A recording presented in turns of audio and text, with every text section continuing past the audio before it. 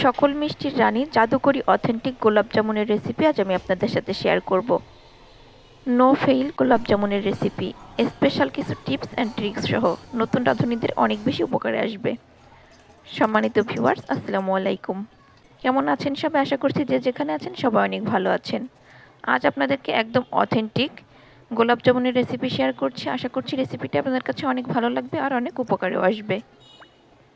এই রেসিপিতে মিষ্টি তৈরি করতে গেলে প্রথমবারে আপনার মিষ্টি হবে একদম পারফেক্ট এবং তুলতুলে রসালো। চলুন ভিডিওতে একটা লাইক দিয়ে সম্পূর্ণ প্রস্তুত প্রণালী দেখে নেই। আমি একটা মিক্সিং বোলের ভিতর প্রথমেই নিয়ে নিচ্ছি 1 কাপ গুঁড়া দুধ, সাথে দিয়ে দিচ্ছি 1/3 কাপ ময়দা। আমি কিছুটা চিনি ব্লেন্ডারে ব্লেন্ড করে গুঁড়া করে নিয়েছি, সাথে সামান্য একটু লবণ দিয়েছিলাম। সেখান থেকে আমি দিয়ে দিচ্ছি 1 চা চামচ আর 1/4 চা চামচ। 1 চা চামচ দিয়ে দিচ্ছি বেকিং পাউডার। অবশ্যই বেকিং পাউডারটা ব্যবহার করতে হবে, বেকিং সোডাটা ব্যবহার করা যাবে না। শুকনো উপকরণগুলোকে হাত দিয়ে ভালোমতো একটু মেখে নিলাম। সব কিছু যখন মেশানো হয়ে যাবে তখন আমি এর ভিতর অ্যাড করে দিচ্ছি ঘি। আপনারা চাইলে এখানে তেলটাও ব্যবহার করতে পারেন, তবে পারফেক্ট মিষ্টিটা বানানোর জন্য ঘিটাই ব্যবহার করা ভালো, এতে করে মিষ্টির রেজাল্ট ভালো আসবে। আমি এখানে 1.5 টেবিল চামচ ঘি ব্যবহার করেছি। এখন হাত দিয়ে ডলে ডলে শুকনো উপকরণের সাথে ঘিটাকে মিক্স করে নিতে হবে। এখন ভালোমতো মাখানো হয়ে গিয়েছে, এটাকে একটা সাইডে রেখে দিচ্ছি। অন্য একটা বাটির ভিতরে আমি একটা ডিম ভেঙে নিচ্ছি, তারপর একটা চামচ দিয়ে ডিমটাকে একটু ভালোমতো ফেটিয়ে নিচ্ছি। আজকের মিষ্টিটা তৈরি করার জন্য আমি এখানে ডিম ব্যবহার করছি, আপনারা চাইলে লিকুইড দুধটাও ব্যবহার করতে পারেন। এখন এই শুকনো উপকরণগুলোর ভিতরে অল্প অল্প করে ডিমের মিশ্রণ দিয়ে একটা ব্যাটার তৈরি করে নিতে হবে। একবারে দিতে যাবেন না, অল্প অল্প করেই দিচ্ছি। এইভাবে আমি সম্পূর্ণ ডিমটাই দিয়ে দিয়েছি। পরে আমি দেখলাম যে আমার একটা ডিমে হয়নি।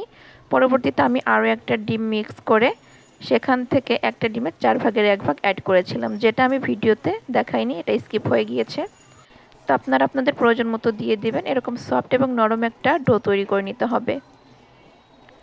এখন এটা মাখানো হয়ে গিয়েছে, এটাকে রেস্টে রেখে দিচ্ছি 5 মিনিটের জন্য। 5 মিনিট পরে হাতে একটু তেল মেখে নিয়েছি। এখন অল্প করে হাতের ভিতর ব্যাটার নিয়ে ঘুরিয়ে ঘুরিয়ে গোলাকার শেপ দিয়ে নিচ্ছি। আপনারা চাইলে লম্বা করেও শেপ দিতে পারেন আপনাদের পছন্দ মতো।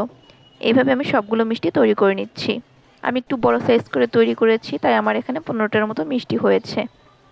আপনারা চাইলে আরও একটু ছোট করে তৈরি করতে পারেন। চুলে একটা প্যান বসিয়ে দিয়েছি, তার ভিতর দিয়ে দিচ্ছি 1.5 কাপ চিনি, 3.5 কাপ পানি।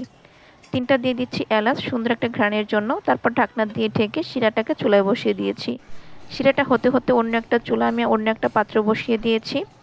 তার ভিতরে পর্যাপ্ত পরিমাণে তেল দিয়ে হালকা গরম করে নিয়েছি। তেলটা এরকম হালকা গরম থাকা অবস্থায় এর ভিতরে আমি মিষ্টিগুলো দিয়ে দিচ্ছি। মিষ্টিগুলো দেওয়ার পরেও কিন্তু চুলার আঁচ বাড়ানো যাবে না, হালকা আঁচে এটাকে ভেজে নিতে হবে। তো আপনারা আপনাদের পছন্দ মতো কালার করে ভেজে নেবেন। আমি এরকম ঘুরিয়ে ঘুরিয়ে তারপর এগুলোকে ভেজে নিচ্ছি, কোনো ধরনের স্প্যাচুলা ব্যবহার করিনি। প্রথমের দিকে এই ধরনের ঘুরিয়ে ঘুরিয়ে ভেজে নিলে হয়ে যাবে। আর দেখা যাবে একটু পরে মিষ্টিগুলো ফুলতে শুরু করেছে। মিষ্টিগুলো ফুলে একদম ডাবল হয়ে যাচ্ছে। আর দেখুন মিষ্টিগুলো দেখতে কতটা সুন্দর লাগছে, মাশাআল্লাহ। যারা আগে কখনো মিষ্টি তৈরি করেননি তারা চাইলে কিন্তু এই রেসিপিতে খুব সহজে প্রথমবারই পারফেক্ট মিষ্টি তৈরি করে নিতে পারবেন। যেহেতু আমি গোলাপ জামুন মিষ্টি তৈরি করব, তাই মিষ্টিগুলোকে একটু গাঢ় করে ভেজে নিচ্ছি। আপনারা চাইলে হালকাভাবেও ভেজে নিতে পারেন। এখন মিষ্টিগুলোর ভিতর খুব সুন্দর একটা কালার চলে এসেছে। মিষ্টিগুলোকে তেল ঝরিয়ে তুলে নিচ্ছি। মিষ্টিগুলো ভাজতে ভাজতে অন্যদিকে শিরাটাও রেডি হয়ে গিয়েছে। শিরার ভিতর ভালো মতো বলক চলে এসেছে এবং চিনিটা খুব ভালো মতো গলে গিয়েছে। মিষ্টিগুলো কুসুম গরম থাকা অবস্থায় এই বলক ওঠা শিরার ভিতরে মিষ্টিগুলোকে দিয়ে দিতে হবে। তারপর ঢাকনা দিয়ে ঢেকে ঢাকনার যে ছিদ্রটা আছে ওটাকে বন্ধ করে দিয়ে এটাকে জাল করে নিতে হবে 10 থেকে 15 মিনিট। আমি 12 মিনিটের মতো জাল করে নিয়েছি। এখন ঢাকনা খুলে নিয়েছি। দেখুন মিষ্টিগুলো ফুলে একদম ডাবল হয়ে গিয়েছে। মাশাআল্লাহ, কতটা সুন্দর হয়েছে। এখন চুলার জালটা অফ করে দিয়ে ঢাকনা দিয়ে ঢেকে এইভাবেই ঠান্ডা করে নিব মিষ্টিগুলোকে। এরই মাঝে মিষ্টিগুলো সম্পূর্ণ শিরাটা চুষে নিয়েছে। মাশাআল্লাহ, দেখুন মিষ্টিগুলো কতটা রসালো হয়েছে, একদম নরম তুলতুলে। আমি এখন এগুলোকে সার্ভ করে নিয়েছি। আর উপর দিয়ে আমি কিছুটা বাদাম কুচি ছিটিয়ে দিচ্ছি, যাতে করে এটা দেখতে আরও আকর্ষণীয় এবং লোভনীয় লাগে। 1 কাপ গুঁড়া দুধ দিয়ে এখানে প্রায় 1.5 কেজির মতো মিষ্টি হয়েছে। আজকের টিপসগুলো ফলো করে আপনারা মিষ্টি তৈরি করলে আপনাদের মিষ্টিও হবে একদম পারফেক্ট। আমি আপনাদেরকে একটা মিষ্টি কেটে দেখিয়ে দিচ্ছি যে ভিতরটা কতটা নরম তুলতুলে সফট হয়েছে। দেখুন কতটা লোভনীয় লাগছে।